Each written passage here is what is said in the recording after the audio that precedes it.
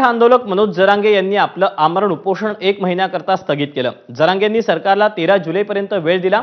1 महिन्यात सर्व मागण्या पूर्ण झाल्या नाहीत तर आपण स्वतः विधानसभेच्या रिंगणात उतरू असा इशारा जरांगे यांनी दिला। राज्य सरकारचे मंत्री शंभूराज देसाई यांनी जरांगेंची समजूत काढली। आचारसंहितेमुळे 2 महिने काम ठप्प होतं, त्यामुळे सरकारला 1 महिन्याचा वेळ द्या अशी विनंती जरांगेंनी केली। ही विनंती जरांगेंनी मान्य केली।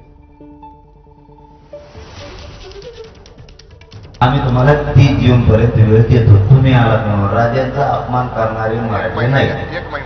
त्यांचं म्हणणं 1 महिना द्या, काय करायचं? ऐका,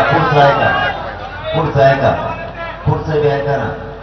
मला राजकारणाकडे जायचं नाही, पण तुमच्या साक्षीनं आणि लोकांच्या साक्षीनं सांगतो, लोकांचा शब्द डावलून जर 1 महिन्याच्या आत जर आम्हाला नाही दिलं तर निवडणुकीत आम्ही उतरणार, मग तुम्हाला बोलू नाही।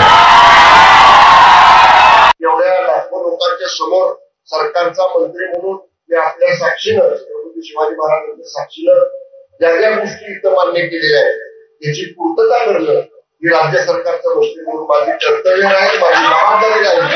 आणि निश्चितपणे माननीय मुख्यमंत्री एकनाथ शिंदे साहेबांच्या नेतृत्वाखाली हे सरकार मराठा समाजाच्या आरक्षणाचा, सगळ्या सोयऱ्यांच्या अंमलबजावणीचा लवकरात लवकर जो 1 महिन्याचा वेळ दाव्याने आम्हाला दिलेला आहे त्याच्या आत निश्चितपणे याच्या बाबतीत सकारात्मक निर्णय आम्ही घेऊ, एवढी ग्वाही देतो।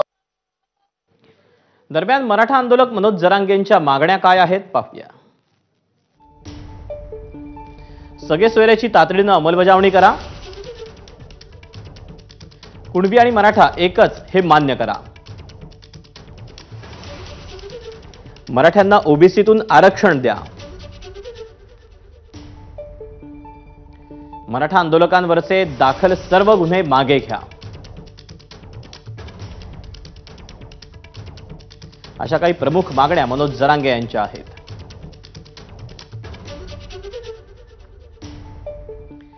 बातमी नागपूरमधून। नागपूर शहरालगत असलेल्या